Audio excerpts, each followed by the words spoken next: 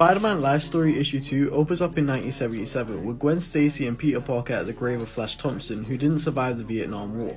Next, Peter is in a lab with Mr. Fantastic and they get into a heated debate about the Vietnam War, with Captain America and Iron Man being on opposing sides.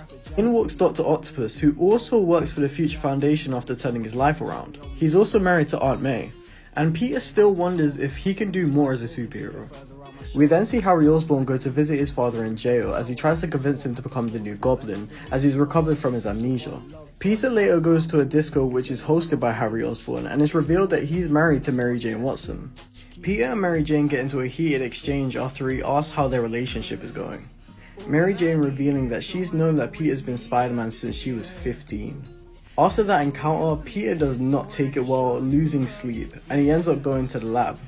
He has another argument with Mr. Fantastic about the unstable molecules that make the Fantastic Four uniform, telling him that he should make it public.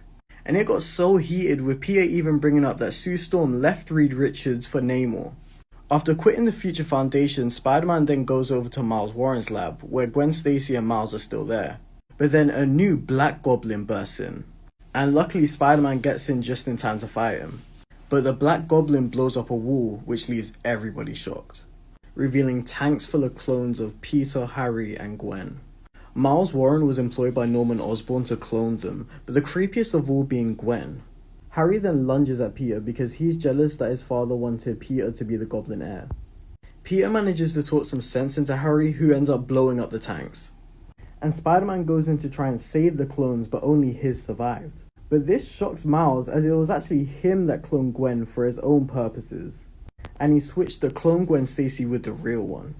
Peter then rushes back to go and save his Gwen Stacy, but she doesn't make it. Later, the Peter Parker and Gwen Stacy clones end up leaving together as Ben and Helen Parker. But the original Peter Parker is distraught because everyone around him is getting a happy ending but him. And this issue ends with Peter crying in Mary Jane's arms.